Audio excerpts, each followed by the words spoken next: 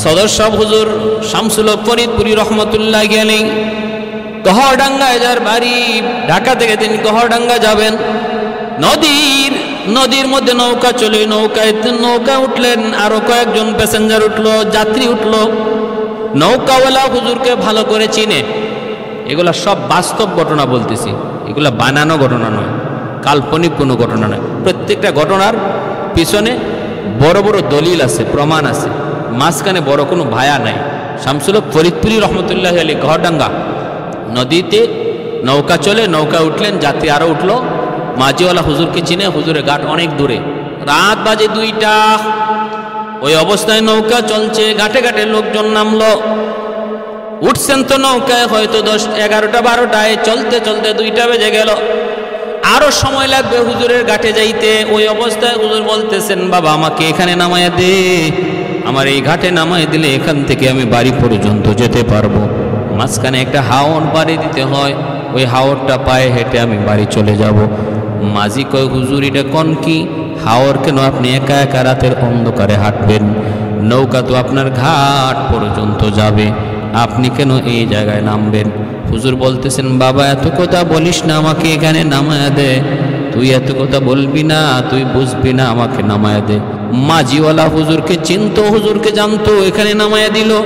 আল্লাহর ওলিকে নামায়া দেওয়ার পর মাঝিওয়ালা সে বলতেছে, আমিও পিছনে পিছনে যাত্রা শুরু করলাম, দেখি হুজুর এখানে কেন নামলেন, কি জন্য তিনি নামলেন। কিছু দূর যাবার পর মাঝি বলতেছে, আমি দেখলাম হুজুর আর একা না, হুজুরের সাথে অসংখ্য অগণিত মানুষ দেখা যায়, এক একজনে এক এক কথা জিগায়, হুজুর এক এক জবাব দেয়, এক একজনে এক এক কথা জিগায়, হুজুর জবাব দেয়। এইভাবে তিনি যাইতেছেন, আমার তো কলিজায় পানি নাই, আমি তো একদম ভয়ে অস্থির হয়ে গেছি। ঘরের সামনে যায় হুজুর যখন ঢুকবেন আর কেউ নাই, আমি যা সালাম দিলাম, হুজুর কয়, কিরে তুই? কয়, হুজুর আমি তো পিছনে পিছনে আইছি দেখার জন্য। কি দেখলি? কয়, হুজুর কি যে দেখছি আমি তো বলতে পারবো না, কলিজা শুকায় গেছে। কারা এরা, কারা এরা, এদের পরিচয় কি? এরা তো আপনার সাথে নৌকায় ছিল না, এরা কোত্থেকে আসলো? তিনি বলতেছেন, বাবা তাহলে শুন, তুই যখন দেখেই ফেলেছ তাহলে শুন রে বাবা। ঘটনা হয়েছে, এরা হলো এই এলাকার জিন্নাতের সর্দার, যে এসে নৌকার মাঝে আইসা আমার কানে কানে বলছে, হুজুর আপনি এই জায়গায় নামে যান, হাওরটা আপনি পায়ে হেঁটে যান, আমরা আপনাকে পাহারা দিয়া দিয়া বাড়ি পর্যন্ত পৌঁছে দেব। আর এর ভিতরে আমাদের কিছু জানার আছে, মাসালা জানার আছে, আমাদের ভিতরে কিছু বিবাদ আছে, মীমাংসা করা লাগবে। একজন আর একজনের সাথে ঝগড়াঝাটি হয়েছে, মীমাংসা আপনার করতে হবে। হুজুর আপনার বিচার সবাই এক বাক্যে মেনে নিবে, মাসালা মাসাইল আপনার কাছ থেকে জেনে নিব। এই বইলা আমাকে তারা নামাইছে, তারা আমাকে আমানতদারির সাথে পৌঁছে দিছে। সমস্যা যা ছিল সমাধান করে দিছি, মাসালা যা জানার ছিল আমি তা জানাই দিছি। এজন্যই ভাইয়েরা বন্ধুরা, এজন্য বলতেছিলাম, এই জিন্নাতরা, এদের মধ্যে বিয়ে শাদীও হয়, বংশ বিস্তারও হয়, এই জিন্নাতদের ভিতরে বংশ বিস্তারও হয়। আল্লাহ পাক রব্বুল আলামিন পবিত্র কোরআনের সূরা রহমানে বলেন, ফীহিন্না কাসিরাতুত তরফি লাম ইয়াতমিসুহুন্না ইনসুন ক্বাবলাহুম ওয়ালা জান। আল্লাহ পাক রব্বুল আলামিন জান্নাতের হুরদের ব্যাপারে বলেন, হুরেরা হলো এমন, এই হুরদেরকে জান্নাতীরা জান্নাতে যখন পাবে, এর আগে তাদেরকে কোনো মানুষ স্পর্শ করে নাই, কোনো জিন্নাত স্পর্শ করে নাই। তাহলে আল্লাহ পাকের এই কথায় বোঝা গেল, মানুষ যেমনভাবে মানুষ স্বামী স্ত্রীর মধ্যে মিলন হয়, জিন্নাতের মধ্যেও এমন মিলন হয়। জিন্নাতের মধ্যে বিয়ে শাদী হয়, আর এর দ্বারা তাদের মধ্যেও সন্তানাদিও হয়, সন্তানাদিও বিয়ে শাদীর মাধ্যমে হয়। আর একায়াতে আল্লাহ পাক রব্বুল আলামিন সন্তানাদির কথাও বলেছেন। ক্ষমতা কেমন? ক্ষমতা হলো এরা যে কোনো মুহূর্তে যে কোনো সুরত ধরতে পারে, তারপরে যেখানে ইচ্ছা সেখানে চলে যেতে পারে, তারপরে বড় বড় স্থাপনা তৈরি করতে পারে, মানুষের অন্তরে ওয়াসওয়াসা দিতে পারে, মানুষের অন্তরে ওয়াসওয়াসা দিতে পারে এই জিন্নাতে। এবং দুর্বলতা কি? দুর্বলতা হলো এরা একটা নির্দিষ্ট সীমানা পর্যন্ত উপরে উঠতে পারে, এর বেশি উপরে উঠতে পারে না। নবীদের মতো মুজিজা জিন্নাত পারে না। আর তাদের বহুত বড় দুর্বলতা হলো এরা আল্লাহওয়ালাদেরকে বড় ভয় পায়। রশিদ আহমদ গাঙ্গুহি রহমতুল্লাহি আলাইহি এক বিরান ভূমি, একটা বাড়ি, যেই বাড়িতে কোনো মানুষ নাই, শুনশান, এই বাড়িতে তিনি গেলেন। রশিদ আহমদ গাঙ্গুহি রহমতুল্লাহ আয়াতে, এজন্য আমাদের নবীর কাছে জিন মসজিদে কিছু জিন কালেমা পড়ে মুসলমান হয়েছিল। আর একজন জিন তাবুক যুদ্ধে, আল্লাহর নবী যখন যুদ্ধে যান, মরুভূমিতে একটা বিশাল বড় সাপ নবী কাফেলার সামনে দাঁড়াই গেছিল। আল্লাহ নবীকে সাহাবীরা বলছেন, আর মায়ার নবী সাপের সামনে যায় দাঁড়াইছেন, সাপের জবান আল্লাহ খুলে দিছেন। সাপটা বলতেছে, নবী গো, আমি সাপ না, আমি ওই জিন যারা আমরা জিন মসজিদে আপনার কাছে কালেমা পড়েছিলাম, আমি এখানে থাকি, এটা আমার বসতি, আমি অসুস্থ গো নবী, বের হতে পারি না, যেতে পারি না, শুনেছি আজকে আপনি এই দিক দিয়া আপনি যুদ্ধে যাবেন, এজন্য আপনার সাথে সাক্ষাৎ করার নিয়তে আমি এখানে দাঁড়ায় আছি। তাহলে প্যারে হাজরিন, খাসাইসুল কুবরা নামক কিতাবের মধ্যে এই ঘটনাটা আনছেন, এই হাদিস কারা নিয়ে আসছেন। তো জিন জাতিরা এরা নবীকে মানবে, যে যুগে যে নবী আসছেন ওই যুগের ওই নবীকে জিন্নাতরা মানবে। সুলাইমান আলাইহিস সালাম সরাসরি জিন্নাতদেরকে আদেশ করতেন, জিন্নাতদের উপরে ওনার হুকুম চলত, যা বলতেন তা করত। জিন জাতির ভিতরে একদল জিন আছে খুব শক্তিশালী, এরা বড় বড় ইমারত তৈরি করে, বড় বড় প্রাসাদ তৈরি করে, যেটা মানুষের পক্ষে সম্ভব নয়। হযরত সুলাইমান আলাইহিস সালাম এদেরকে দিয়ে বাইতুল মুকদ্দাস নির্মাণ করাইছিলেন, বাইতুল মুকদ্দাস নির্মাণ করাইছিলেন। আর হাজরিন, এজন্য বলতেছিলাম এই জিন জাতির মধ্যে ভালো মন্দ আছে, জিন জাতির মধ্যে ভালো আছে। এই ভালো জিনগুলা এরা এরকমভাবে দিনের আল্লাহর বিধিবিধান মানে, মসজিদে মানুষের সুরত ধরে নামাজ পড়তে আসে, মাদ্রাসায় মানুষের সুরত ধরে পড়তে বসে, উস্তাদের কাছে দিন শিখে, মাহফিলের মধ্যে শ্রোতার বেশে মাহফিল শুনে। এরকম এই কারণেই আল্লামা মুশতাকুন নবী দামাত বারকাতুহুমকে যে জিন্নাতরা দাওয়াত করেছিল, ওনার বুজুর্গির কারণে, ওনার ইখলাসের কারণে, ওনার আমলের কারণে। জিন্নাতের একটা বৈশিষ্ট্য যে ওরা আল্লাহওয়ালা মানুষদেরকে খুব শ্রদ্ধা করে। তো মুশতাকুন নবী দামাত বারকাতুহুম তিনি বলেন, আমি গেলাম নির্ধারিত সময়ে, সব কিছু আমার কাছে একটু এলোমেলো লাগলো, বয়ান করতেছি, মিষ্টি বিতরণ চলতেছে, হঠাৎ করে দেখলাম দুই তিনজন বেহুশ হয়ে পড়ে গেল, কেউ মারলো এমনও দেখা গেল না। আমি বললাম কি ব্যাপার, আমার পাশে যে বসা আছে, আমি বললাম কি ব্যাপার, ওরা বেহুশ হয়ে পড়ে গেল কেন? ওরা সিন্নি মিষ্টি একটু বেশি নিছিল, তার বাটে জয়টা মিলে তার অংশের চেয়েও বেশি নিছে, এজন্য একটু মারছি। আমার পাশে বসা থেকে ওইখানে মারছে, কেমনে মারছে, কিভাবে মারছে কেউ দেখলো না, কিন্তু বেহুশ হয়ে পড়ে গেল। আমার তো বুঝ হয়ে গেছে সবকিছু ব্যতিক্রম। বয়ান শেষ, গেলাম খাইতে বসলাম, টেবিল যায় দেখি আমার সাইজে এক একটা বিশাল বিশাল বড় বড় মাছ খাওয়ার জন্য রেডি করে রাখছে। এত বড় মাছ আমার বুঝতে বাকি নাই। পরিচয় তাদের সাথে হয়ে গেল, নিজেরাই পরিচয় দিয়ে দিল, হুজুর আমরা মানুষ না, আমরা জিন, আপনার ভক্ত, আপনার ওয়াজ নসিহত শুনতে মন চায়, এজন্য আপনাকে দাওয়াত করে এনেছি, আপনি আমাদের মাঝে দাওয়াত দিয়েছেন, বয়ান পেশ করেছেন। এইবার হুজুরকে রেস্টে রাখার জন্য যখন এক রুমের ভিতরে উনি গেলেন, উনি বলেন, আমি চাইলাম আমাকে একটু মিষ্টি খাওয়াও। ওরা বলতেছে, হুজুর এত রাত্রে মিষ্টি পাবো কোথায়, যদি আনতে হয় চুরি করা লাগবে। না হুজুর, এখন তো মিষ্টি আনা সম্ভব না, তাহলে একটু তেল আনা যাবে কিনা, ঠান্ডা তেল? কয় দেখি একটু ব্যবস্থা করা যায় কিনা। একজনে কিছুক্ষণ পরেই তেল নিয়ে হাজির, ঠান্ডা তেল, ইন্ডিয়ান তেল, একটা লাল কালারের, ওই তেলটা নিয়ে হাজির। আমি বললাম, এই তেল তুমি কোথায় পাইলা? কয় হুজুর বাংলাদেশের কোনো বাজার তো এখন খোলা নাই, কলিকাতার এক বাজার থেকে, এক দোকান থেকে আমি তেলটা নিয়ে আসছি, অল্প সময়ের ভিতরে নিয়ে আসছে তেল। মুশতাকুন নবী দামাত বারকাতুহুম তিনি কথাটা নিজের মুখে বলেছেন। ভাইয়েরা, বন্ধুরা, একজন আমলি মানুষ, বুজুর্গ আল্লাহওয়ালা মানুষকে জিন্নাতরা বড় শ্রদ্ধা করে। এটা জিন্নাতের বৈশিষ্ট্য, তারা আল্লাহওয়ালা মানুষকে বড় শ্রদ্ধা করে, তাদের ভক্ত হয়, তাদের কথা মানে, তাদের খাদেম হয়ে যায়। সিলেটের নুরুদ্দিন ঘরপুরি রহমতুল্লাহি আলাইহি, আমি চুনারুঘাট এলাকায় 7 দিন ব্যাপী তফসির হয়, চুনারুঘাট 7 দিন ব্যাপী তফসির হয় হবিগঞ্জ জেলার। আমি একদিন বয়ান শেষ করলাম, এরকম ভাবে কথা উঠলো, হুজুররা বলতেছেন, হুজুর জিনদের ব্যাপারে একটা বাস্তব কারগুজারি শুনেন। আমাদের এই তাফসীরে এই মঞ্চে আপনি যেই মঞ্চে আজকে বয়ান করলেন, এই মঞ্চে বয়ান পেশ করেছিলেন সিলেটের নুরুদ্দিন ঘরপুরি রহমতুল্লাহি আলাইহি। নাম শুনি না এমন মানুষ কম পাওয়া যাবে, এত বড় বুজুর্গ তিনি এই মঞ্চে বয়ান করেছেন। নামা বয়ানের পর ওনাকে আমরা একটা রেস্টের জন্য, বিশ্রামের জন্য একটা রুম দিলাম। এই রুমে উনি বিশ্রাম নিবেন। গভীর রাত 2টা 2:30 বাজে হঠাৎ করে দেখি হুজুর রুম থেকে বের হইয়া চলে যাইতেছেন। আমরা বললাম, হুজুর কি হয়েছে? ইনি বললেন, আমার ইবাদতে বিঘ্ন ঘটাইছে কে? আমার নামাজের মধ্যে, জিকিরের মধ্যে অসুবিধা ঘটাইল কে? আমি থাকবো না এখানে, চলে যাব এখন মাদ্রাসায়।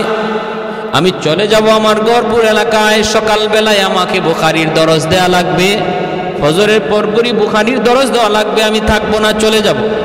হুজুররা বলতেছেন, আমরা বারবার বলতেছি, হুজুর এত রাত আপনি কেমন করে যাবেন? কোনো ব্যবস্থা তো নাই, গাড়ি নাই, কিছুই তো নাই। আমরা আপনাকে কেমন করে ঘরপুর পাঠাবো? আল্লাহর ওলি বলেন, কেমনে যাব তা তো আমি তোমাদের কাছে জানতে চাই নাই। আমি বলছি আমি থাকবো না, চলে যাব। তোমাদেরকে বলছি যে আমার গাড়ি দাও, তোমাদেরকে বলছি আমার বিমান দাও, আমি বলছি যে আমি চলে যাব। হুজুররা বলতেছেন, আমরাও পিছনে পিছনে হুজুরের সাথে সাথেই মসজিদ মাদ্রাসা থেকে বের হচ্ছি। কেউ ভয়ে কিছু বলতেছে না, হাতে লাঠি, সবসময় লাঠি থাকে। তো রাস্তার মধ্যে এসে তিনি দাঁড়ায় রয়েছেন। রাত বাজে 2:30 3টা, রাস্তায় এসে দাঁড়ায় রয়েছেন। শুনশান রাস্তাঘাটে, মাসি পর্যন্ত নাই, রিক্সা মিক্সা কিছুই নাই। এত রাত্রে কি থাকে? আমরা পিছনে দাঁড়ায় কাঁপতেছি, কেউ সাহস পাইতেছে না এই কথা বলার। হুজুর চলে আসেন, হুজুর একটু রেস্ট নেন, সকালে চাইন। কেউ সাহস পাইতেছে। হুজুর বলেন, হঠাৎ করে দেখি একটা গাড়ি, সাদা রঙের একটা গাড়ি, শা শা করে ডাইকা হুজুরের সামনে আইসা হাজির, গাড়ি লয়া। আমরা একটু তাকায় দেখলাম, এমন ড্রাইভার আমরা কোনোদিন আমাদের এলাকায় দেখি নাই। এমন চেহারার কোন ড্রাইভার দেখি নাই। সাদা পাগড়ি, সাদা জুব্বা, চেহারাটা তো সুন্দর, সাদা দাড়ি, সাদা জুব্বা, সাদা পাগড়িওয়ালা একজন ড্রাইভার গাড়িটা নিয়ে শা শা করে হুজুরের সামনে হাজির। আমরা তখন ড্রাইভারের দিকে তাকাইলাম, তাকায় বলতেছি, ভাই তুমি কে? কই তোমার গাড়ি থাকে? কোথায় তুমি গাড়ি রাখো? কি পরিচয়? কোনো কথা কয় না, জবাব দেয় না। কারণ আমাদের তো ভয়, আমরা এত রাত্রে হুজুর কি বিদায় দিব? এ কই নিয়ে যাবে, কোন জায়গায় নিয়ে যাবে, মানুষটা কে? তো ঠিকানাও জানি না, মানুষও চিনি না, ঠিক মতো নিবে কিনা, নাকি হুজুরের কোনো ক্ষতি করবে তাও তো জানি না। ঠিক না? কি করি এখন, কি করি? চিন্তায় পড়ে গেলাম। বারবার বলতেছি, ভাই তুমি কে? এমনি হুজুরে করছেন কি, টান দিয়ে দরজাটা টান দিয়ে খুললেন, কইলাও হুজুরের ভিতরে ঢুকে গেলেন। আমরা আবার আটকাইতে চাইলাম, ভাই তুমি কেডা, একটু পরিচয় দিয়ে যাও। হুজুর কিন্তু একবারও তারে জিজ্ঞান নাই, তুমি কে, কই যাইবা, কই লয়ে যাইবা, আমারে কিছুই বলেন নাই। তিনি তো দরজার টান দিয়া গাড়ির ভিতরে ঢুকে পড়ছেন। আমরা গাড়ি যেতে দেই না, বাইরে তুমি কেডা, পরিচয় দিয়ে যাও। তখনই হুজুর আমাদেরকে লাঠি দিয়া ধমক দিয়া বলতেছেন, সরতরা রাস্তা সার। ওরে যে তোমরা এত কথা জিজ্ঞেস করো, জবাব দিবে কেমনে? সে তো মানুষ না, সে হলো জিন। এত কথা জিগায়ও না, ও কেমনে জবাব দিবে? সে তো মানুষ না, সে হলো জিন। আমরা সাথে সাথে সরে গেলাম, সন্ধ্যারা গেল, ভয় পেয়ে গেলাম। আমরা আর কোনো কথা বললাম না। তারপরেই আমরা খবর নিলাম, সকালবেলায় ফোনে খবর নিলাম, হুজুরে ফজরের আগে যায় তিনি মাদ্রাসায় হাজির। ফজরের নামাজ পড়া তিনি বুখারীর দরস দেওয়া শুরু করছে। এই আল্লাহর ওলি নুরুদ্দিন ঘরপুরি রহমতুল্লাহি আলাইহি এত বড় বুজুর্গ, আসরের নামাজ পড়ছেন সিলেটে, মাগরিবের নামাজ পড়ছেন যায় ময়মনসিংহ। বালিয়ার পীর সাহেব রাহিমাহুল্লাহ তার খলিফা। সিলেটের সাথে ময়মনসিংহের একটা ভালো সম্পর্ক। ঘরপুরি রহমতুল্লাহি আলাইহি প্রায় তিনি ময়মনসিংহ আসতেন। আর উস্তাদদের মুখে শুনেছি এমন বহু ঘটনা, বহু নজির। এক ওয়াক্ত তিনি আগে রক্ত পড়ছেন তিনি সিলেট, পরে রক্ত পড়ছেন ময়মনসিংহ, আগে রক্ত পড়ছেন ময়মনসিংহ, পরে রক্ত পড়ছেন সিলেট। কোন বিমানে গেলেন, কোন বিমানে আইলেন কেউ জানে না, কেউ জানে না। এজন্য এই জিন্নাতরা আল্লাহওয়ালাদেরকে খুব শ্রদ্ধা করে, ওদের খাদেম হয়ে যায়, যেখান থেকে খুশি সেখানে নিয়ে যায়। কোনো বিমান লাগে না, এয়ারলাইন্স লাগে না, ভাইরা বন্ধুরা জন্য বলতেছিলাম, ভালো করে খেয়াল করে শুনেন রে আল্লাহর বান্দা। আল্লাহ পাক বলেন, ওয়ামা খালাকতুল জিন্না ওয়াল ইনসা ইল্লা লিয়াবুদুন। আমি আল্লাহ মানুষ এবং জিনকে শুধু সৃষ্টি করেছি আমার ইবাদতের জন্য। এজন্যই মুশতাকুন নবী দামাত বারকাতুহুম তিনি বলেন, মুহূর্তের ভিতরে কলকাতা থেকে তার জন্য তারা তেল আইনা দিয়ে দিল। নোয়াখালী লুৎফুর রহমান সাহেব এখনো দুনিয়ায় জীবিত, ওনার জবানেও শুনেছি। রায়পুর আলিয়া মাদ্রাসায় তিনি যখন কামিল পড়েন, ওনার ক্লাসমেট ছিল এক জিন, নাম ছিল সাইফুল ইসলাম। ইনি নিজে বলছেন অনেক দিন পর্যন্ত তার সাথে ওনার সম্পর্ক ছিল, জানতেন না সে জিন। দুজন এক বাড়িতেই লজিং থাকতেন, একই বিছানায় শুয়েছেন বহুদিন। এজন্য বলি সাবধান, মসজিদের ভিতরে বেয়াদবি করবা না, মসজিদের ভিতরে দুষ্টামি করবা না, মসজিদের ভিতরে আল্লাহর সাথে গুস্তাখি করবা না। কারণ তোমার পাশে যে নামাজে দাঁড়াইছে মানুষের বেশে, মনে কইরো না সে মানুষ, সে জিনও হতে পারে। মাদ্রাসায় তুমি পড়তেছো রে আল্লাহর গোলাম, পাশের ছাত্রটা মনে করতেছো মানুষ, কিন্তু মানুষ নাও হতে পারে, জিনও হতে পারে, সে তোমার ক্ষতি করে ফেলবে। যদি তুমি উস্তাদের সাথে বেয়াদবি করো, কিতাবের সাথে বেয়াদবি করো, মাদ্রাসার সাথে বেয়াদবি করো, অন্যায় কাজ করো, মসজিদে যদি বেয়াদবি করো, ক্ষতি হয়ে যেতে পারে। তো লুৎফুর রহমান সাহেব তিনি কি বলছেন? ইনি বলতেছেন, আমি শুধু আপনাদেরকে দেখাইতেছি যে আল্লাহর কোরআন তো বলে জিন আছে, হাদিস তো বলে জিনের বাস্তবতা আছে, বিজ্ঞান বলে জিন বলতে কিছু নাই, আর বাস্তব কিছু ঘটনা শুনাইতেছি আল্লাহর কোরআন আর নবীর হাদিসের সাথে বাস্তব কিছু ঘটনা জান্নাতের। ইনি নিজে বলতেছেন, কামিল পরীক্ষা দিলাম, পরীক্ষা দেওয়ার পরপরই সাইফুল ইসলাম নাই। উস্তাদরা বলতেছেন কই গেল। আমরা এখনো বের হই নাই, 1 ঘন্টা বাকি রয়েছে এখন পরীক্ষা দেওয়ার শেষ হওয়ার। এর ভিতরে সাইফুল 1 ঘন্টা আগে পরীক্ষা দিয়ে বের হয়ে গেছে। এখন ব্যাপার কি, কই গেল? নোয়াখালী লুৎফুর রহমান সাহেব দামাত বারকাতুহু, বহুত বড় একজন আলেম, বহুত বড় একজন চিন্তাবিদ, বহুত বড় একজন গবেষক, মাশাআল্লাহ বৃদ্ধ বয়স পর্যন্ত দিনের খেদমত করতেছেন। সুন্দর সুন্দর কথা বলেন, গবেষণামূলক কথা বলেন, তার কথাগুলো আমার খুব পছন্দ হয়। তো তিনি বলতেছেন, তো এখন সে কোথায় গেল? তালাশ করা শুরু হয়েছে। পরে খবর পাওয়া গেল এই মাদ্রাসার নাজিম সাহেব, ইনি সিলেট গেছিলেন একটা কাজে, দরগা মসজিদে মাজার মসজিদে তিনি নামাজ পড়লেন। নামাজ পড়িয়া তিনি সালাম ফিরে দেখেন সাইফুল, কিরে তুমি এখানে আসছো, ঘটনা কি? পরীক্ষা দাও নাই? হ্যাঁ হুজুর, আমি তো পরীক্ষা দিছি। পরীক্ষা দিছো মানে? এখনো তো পরীক্ষার টাইম শেষ হয় নাই, আরো 1 ঘন্টা বাকি আছে। এখানে তুমি কেমন করে, সিলেটে কেমন করে? হুজুর এই তো মাত্র আসলাম। তখন গিয়া প্রমাণ হয়েছে সে ধরা খেয়ে গেছে। বল, সত্য করে বল। পরিচয় তখন পাওয়া গেছে সে একজন জিন। সে নিচেও বলেছে জিন, মানুষ নয়।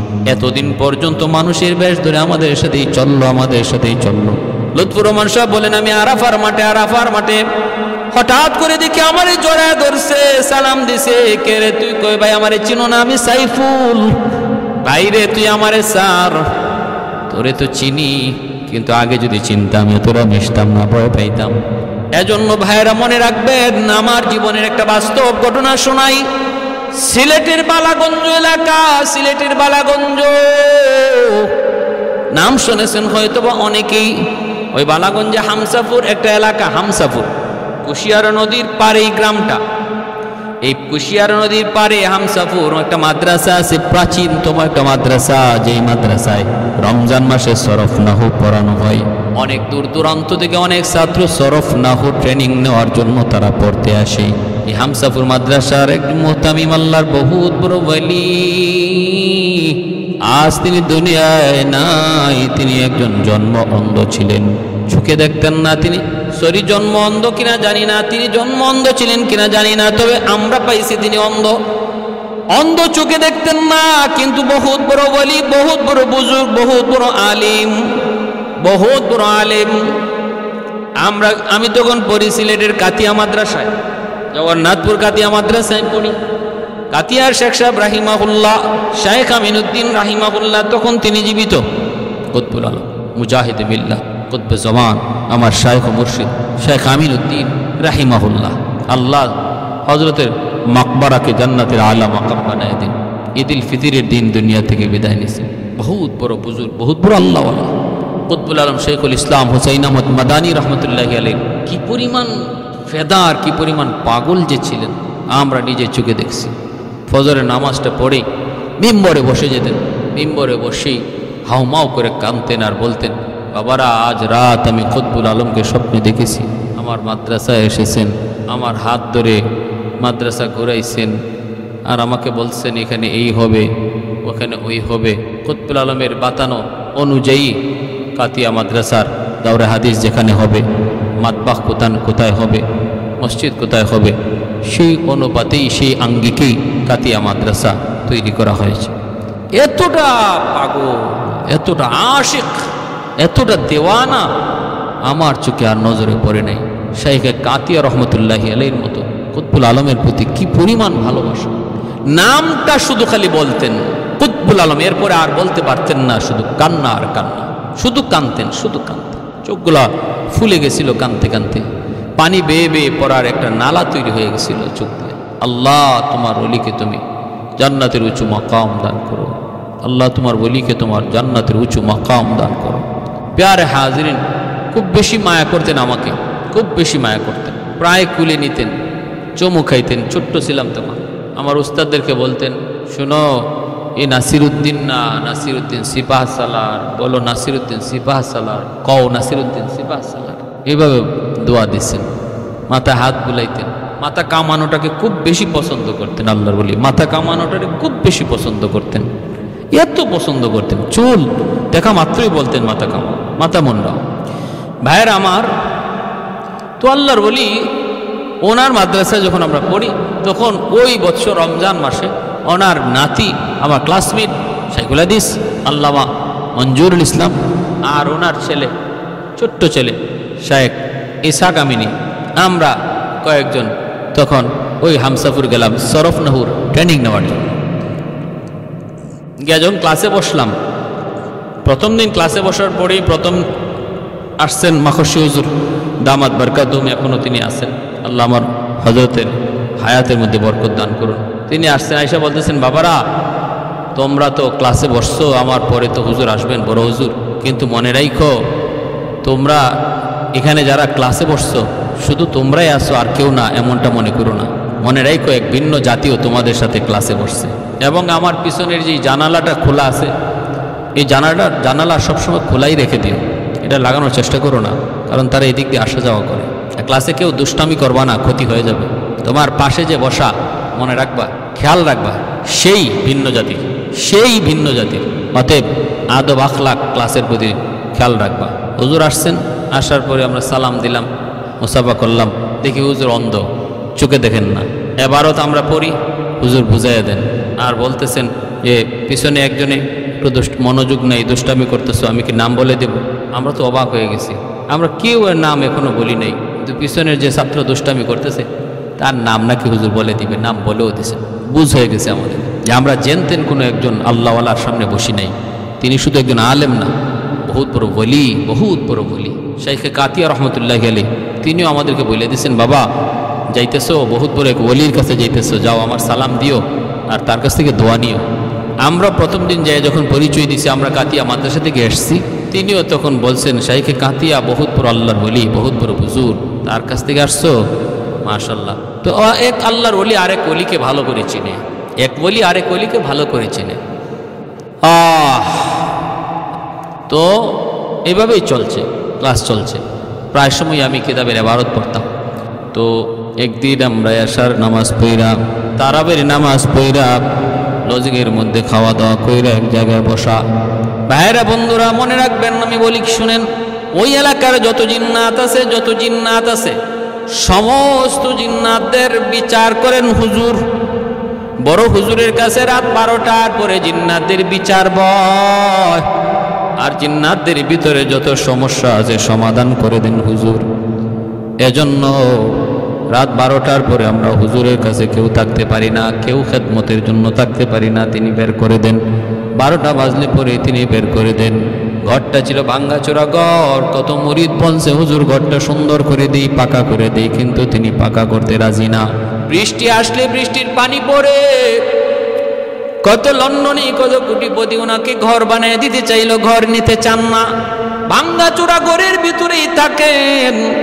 আর রাত 12টার পরে বসে ওনার রাজত্ব সিংহাসনে উনি বসেন, জিন্নাতদের বিচার করেন। ভাইরা বন্ধুরা, এক রাত এমন ঘটছে, আমি গেলাম বড় উদ্দেশ্য করে গেলাম, হুজুরের কাছে আজকে থাকবো, খেদমত করব, রাত 12টার পরে আসবো না। বসা আছি, খেদমত করতেছি, কথা বলতেছি, হুজুর আমাকে বিভিন্ন কিতাবের কথা বলতেছেন। হঠাৎ করে বলতেছেন, বাবা কয়টা বাজে? আমি বললাম, হুজুর 11টা, 11:30 হয়ে গেছে। এইবার তিনি বলতেছেন, বাবা দেরি করো না, চলে যাও। আমি বললাম, হুজুর না, যাব না, আমি থাকবো। তখন মুচকি হেসে বলতেছেন, বাবা নাসির, ভয় পাবা, ভয় পাবা, যদি ভয় না পাইতা তাহলে রাখতাম। তুমি ভয় পাইবা, টিকতে পারবা না, অসুস্থ হয়ে পড়বা, যাও চলে যাও। আমাকে চলে যেতে বললেন, ভালোর জন্য আমি চলে আসলাম। ভাইরা বন্ধুরা, মনে রাখবেন, এক রাতে এশার নামাজ পড়ার পর আমরা একটা ঘরের মধ্যে বসে বসে গল্প করতেছিলাম। আমি আর শাইখে কাতিয়া রহমতুল্লাহ আলাইহির ছেলে নাতি আর আমরা আরো কয়েকজন ক্লাসমেট একত্রে বসে গল্প করি। ওই অবস্থায় হুজুরের বড় হুজুরের মেয়ের জামাতা তিনিও আসছেন, আমাদের সাথে বৈশা গল্পতে শরীক হলেন। এর ভিতরে শাইখে কাতিয়া রহমতুল্লাহ আলাইহির ছোট্ট ছেলে শাইখ ইসহাক পাশেই গেছে, ঘর থেকে বের হয়ে প্রস্রাব করবে। যেখানে জঙ্গল ছিল, জঙ্গলের পাশেই ছিল প্রস্রাবখানা। ঘর থেকে বের হয়ে এসে প্রস্রাব করতে বসছে, দেয়াল আছে, দেয়ালের পাশেই বসছে।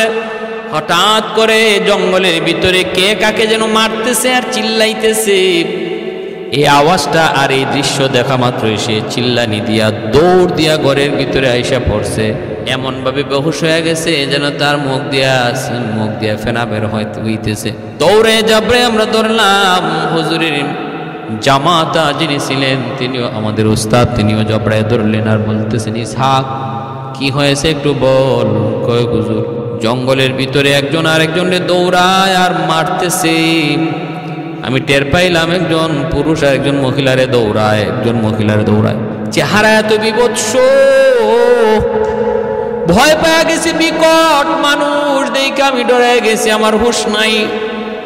এইবার আমরা দেখলাম কি হুজুরের জামাতা তিনি ওই জঙ্গলের সামনে যেয়ে দাঁড়ালেন, দাঁড়ায় বলতেছেন, এ হারামির দল শোনো, আব্বা কত করে তোদের কি বুঝাইলেন, কত করে বলে দিলেন, নবীর মেহমানরা রমজান মাসে তারা এলেম শিকার জন্য আসে, তালেবে এলেমরা, ওদের যেন কোনো ক্ষতি না হয়, ওদের যেন কোনো ভয় না পায়, এইভাবে তোরা চলবি, তাদের কোনো ক্ষতি করবি না, তোরা এই ব্যাপারে আব্বার কাছে ওয়াদাবদ্ধ।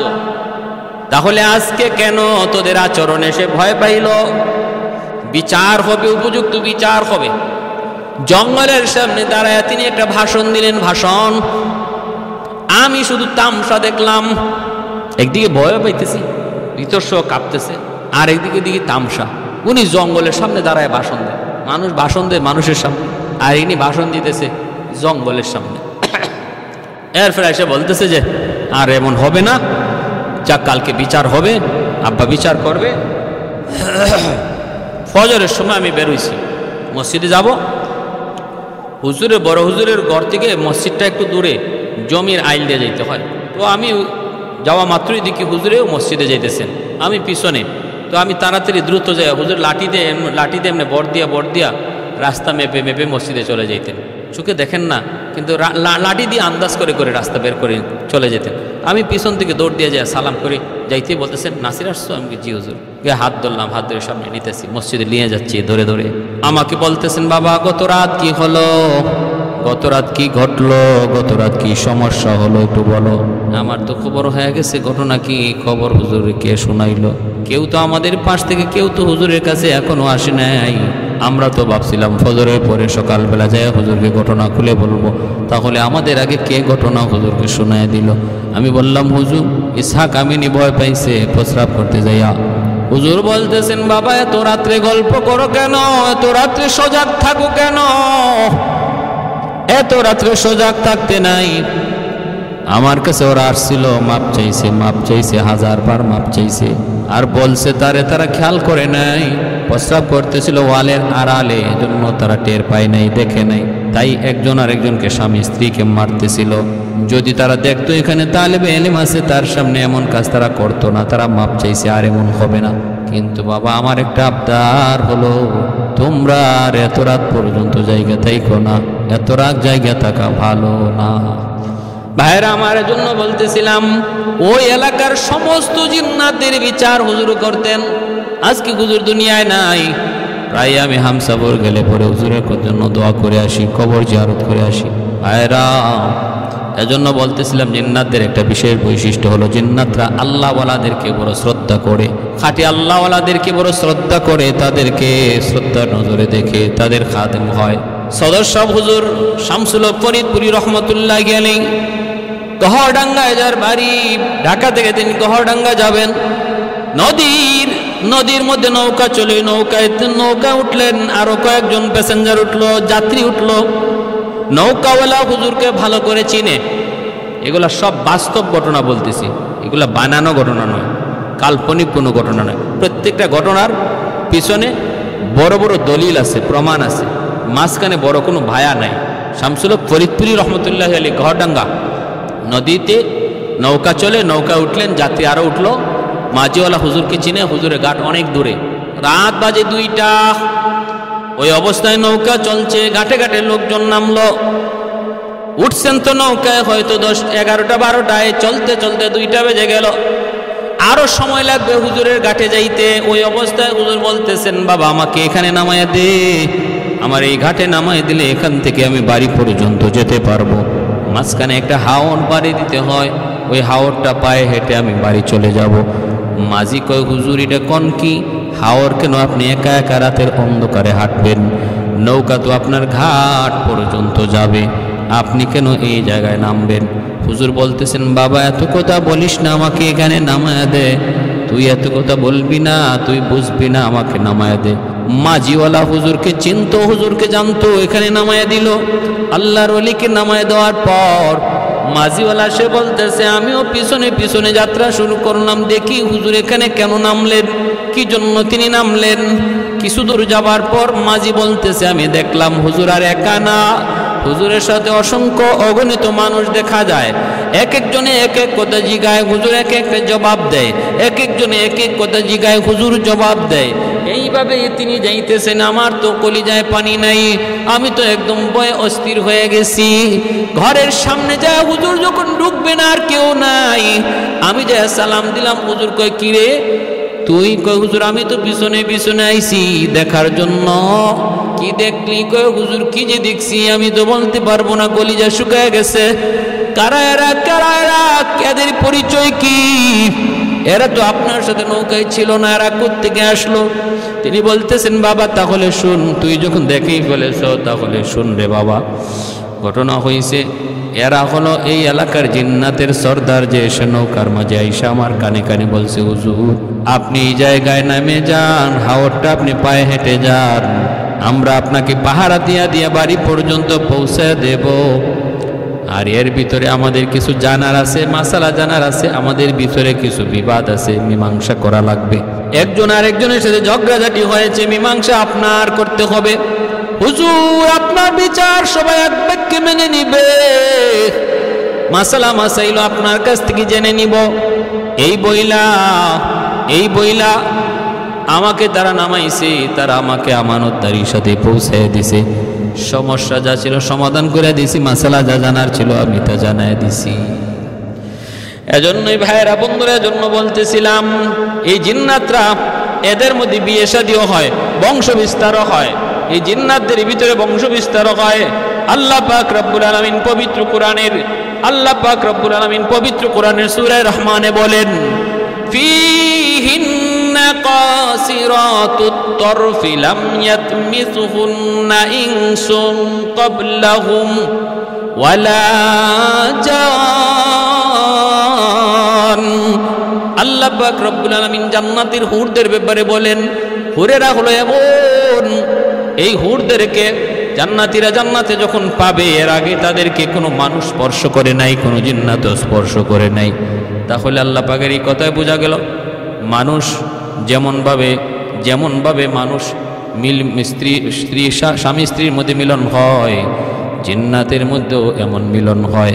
জিন্নাতের মধ্যে বিয়ে শাদী হয়, আর এর দ্বারা তাদের মধ্যে সন্তানাদিও হয়, সন্তানাদিও বিয়ে শাদীর মাধ্যমে হয়। আর একায়াতে আল্লাহ পাক রব্বুল আলামিন সন্তানাদির কথাও বলেছেন।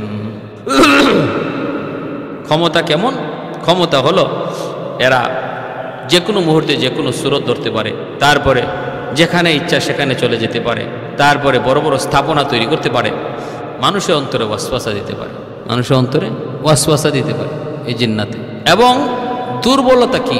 দুর্বলতা হলো এরা একটা নির্দিষ্ট সীমানা পর্যন্ত উপরে উঠতে পারে, এর বেশি উপরে উঠতে পারে না। নবীদের মতো মুজিজা জিন্নাত পারে না।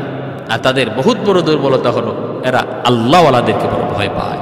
রশিদ আহমদ গাঙ্গুহি রহমতুল্লাহি আলাইহি এক বিরান ভূমি, একটা বাড়ি, যেই বাড়িতে কোনো মানুষ নাই, শুনশান, এই বাড়িতে তিনি গেলেন। রশিদ আহমদ গাঙ্গুহি রহমতুল্লাহ আয়াতে রশিদ আহমদ গাঙ্গুহি রহমতুল্লাহি আলাইহি তিনি ওই বিরান ভূমিতে, বিরান বাড়িতে যাইয়া চিন্তায় পড়ে গেলেন যে এত সুন্দর একটা বাড়ি, কোনো মানুষজন কেউ নাই, ঘটনা কি? আচ্ছা 2 রাকাত নামাজ পড়ি। তিনি ওই 2 রাকাত নামাজ পড়লেন।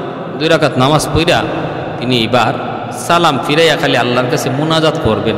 এমনি দেখা যায় মানুষ বেশে একটা লোক ওনার পাশে এসে কাঁদতেছে। তিনি বলতেছেন, কে তুমি, কেন কান্না করো? হুজুর, আমি আপনার কাছে মাপ চাইতে এসেছি, মাপ চাইতে এসেছি। কেন মাপ চাইতে এসেছ? কয় হুজুর, আমি এই বাড়ির মানুষগুলাকে বাড়িতে থাকতে দেই নাই, এদের 2টা-3টা সন্তানকে আমি এই পুকুরের পানিতে ফেলায় মারছি, এবং রাতের বেলা তাদেরকে ডর দেখাই, ভয় দেখাই, যে বিধায় তারা বাড়ি সাইরা অন্যত্র চলে গেছে। এই বাড়িটা ছিল হিন্দু বাড়ি, বাড়ির মালিক ছিল হিন্দু, এরা অন্যত্র চলে গেছে, এই বাড়ি ছেড়ে চলে গেছে। এখন এই বাড়িতে আমি থাকি, এখন আমার ভয় হইতেছে। আপনি নামাজ পড়ে যদি আল্লাহর কাছে জিজ্ঞেস করেন, মালিক এই বাড়ির মালিক কোথায়, বাড়ির মানুষ কোথায়, তাহলে আমার অপরাধ ধরা পড়ে যাবে, আমি তো অপরাধী ধরা পড়ে যাব, আমার তো বিচার হবে। এই ভয়ে আমি আপনার কাছে সাথে সাথে আমার অপরাধের কথা স্বীকার করে নিছি। হুজুর, আমি তওবা করলাম, তওবা করলাম, আপনি আর হাত উঠে আল্লাহর কাছে জানতে চাইেন না। আমি এখন থেকে এই এলাকা ছেড়ে চলে যাব, এই বাড়ি ছেড়ে চলে যাব, আমি আর কোনো দিনই বাড়িতে আসবো না।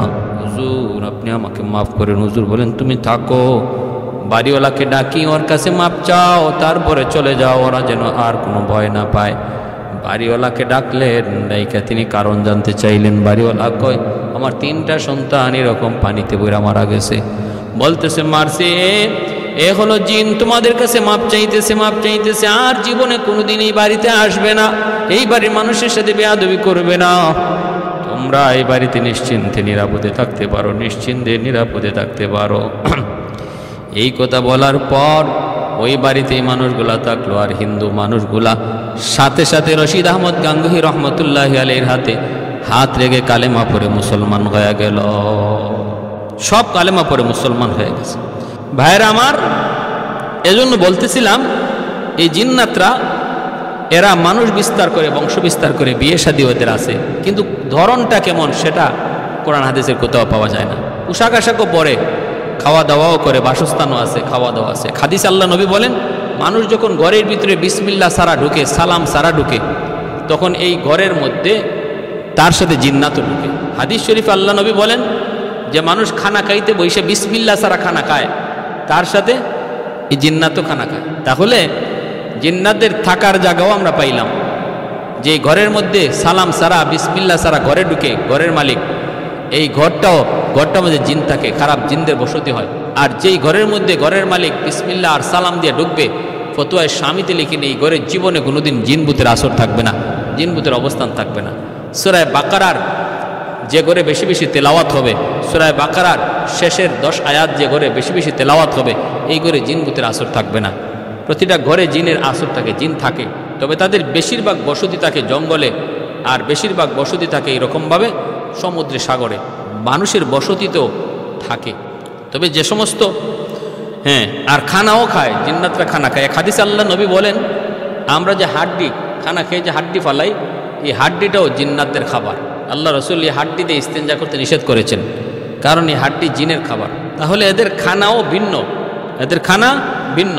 প্যারে হাজিরিন, কিন্তু শরীয়ত এদের উপরে আছে, হালাল হারামের বিধান আছে, জায়েজ নাজায়েজের বিধান আছে, এদের উপরে জায়েজ নাজায়েজের বিধান আছে। আল্লাহ রসুল বলেন, প্রত্যেকটা মানুষের সাথেই একটা খারাপ জিন থাকে প্রত্যেকটা মানুষের। খারাপ জিনকেই আমরা কি বলি, এই ভূত বলি। ভূত, ওই যে ভূত, ভূত হলো জিনের ভিতরে যে জিনগুলা খারাপ, এদেরকে আমরা ভূত বলি পুরুষটারে, আর মহিলাটারে প্রেতনি বলি। মহিলা খারাপ জিনটারে প্রেতনি বলি। আর এটা হাদিসের ভাষায় এই খারাপ জিনের নাম হলো ইফরিত। খুব শক্তিশালী হয় খারাপ জিন, এবং এদের ভিতরে সবচেয়ে খারাপ যে জিনটা এর নাম হলো মারিদ। এই খারাপ জিনগুলাই এরা আকাশে একদম উপরে উইটা ফেরেশতাদের কথাবার্তা শুই না আইয়া তাদের জমিনের মিত্রগুলাকে বইলা দেয় আগামীকাল কি হইব না হইব। এতে করে মনে করে জিন্নাতরা গায়েব জানে। জিন্নাতরা গায়েব জানে না, মানুষও গায়েব জানে না। গায়েব জানেন শুধুমাত্র আল্লাহ, কোনো নবীও গায়েব জানেন না। এই জিন্নাতরা এটা করতো। তখন আল্লাহ পাক রব্বুল আলামিন নক্ষত্রের মাধ্যমে ওদেরকে কুড়া মারতেন, কুড়া মারার বিধান করলেন। এতে করে আর তারা উপরে উঠতে পারে না। কারিন নামক এক জিন, কারিন নামক খারাপ এক জিন, সে প্রতিটা মানুষের সাথে থাকে। আল্লাহ নবী রহমতের নবী বলেন প্রত্যেকের সাথেই এমন খারাপ একটা জিন আছে, খারাপ শয়তান আছে। সাহাবীরা জিজ্ঞেস করেন নবী গো আপনার সাথেও কি আছে? নবী বলেন আমার সাথেও আছে, তবে আমার সাথে যেই জিন আছে সেই জিন আর জিন নাই। সে মুসলমান হয়ে গেছে, সে আর খারাপ নাই, সে ভালো হয়ে গেছে। সে আর দুশ্মন নাই, সে আমার বন্ধু হয়ে গেছে। শুধু নাই আমার উমরের সাথে কোনো জিন নাই, উমরের সাথে কোনো শয়তান নাই। আর নতুবা সবার সাথে আছে, আমার সাথেও আছে, তবে আমারটা ভালো হইয়া অলি হয়ে গেছে, আমারে কোনো খারাপ করতে পারে না।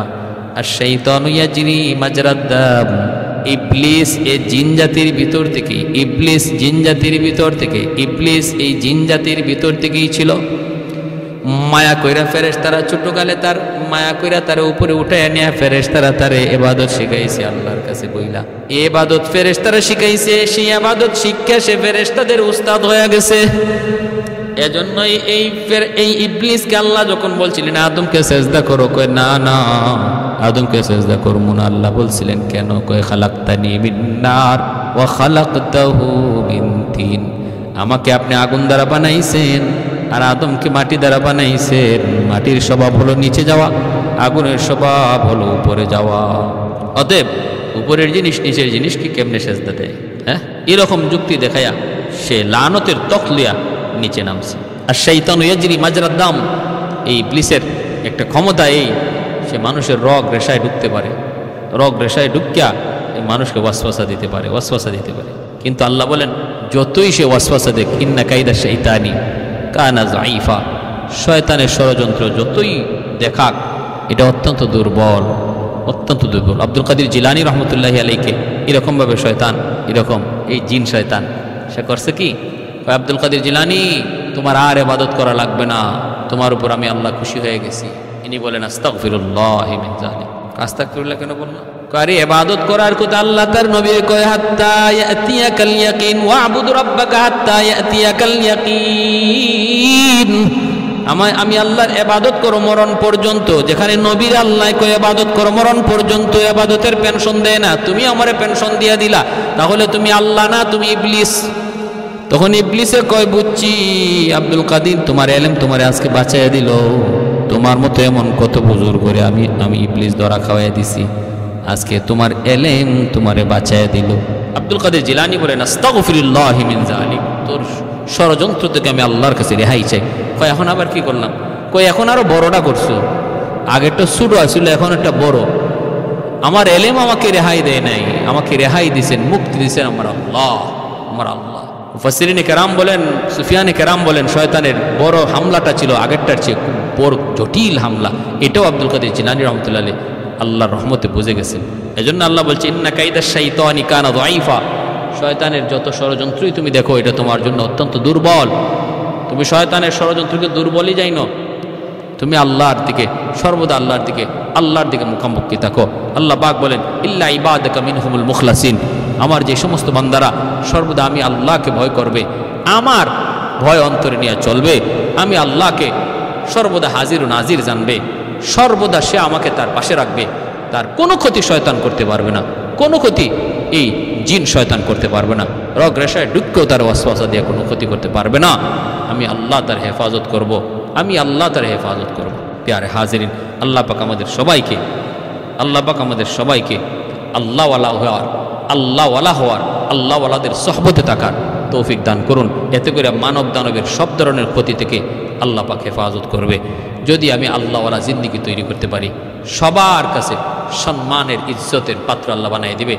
আল্লাহ যারে মহব্বত করবে, তামাম দুনিয়ার সমস্ত মাখলুকের অন্তরে তার মহব্বত আল্লাহ ঢুকাইয়ে দিবে। সে আমার বলি, আমি তারে ভালোবাসি, তোমরাও ভালোবাসো।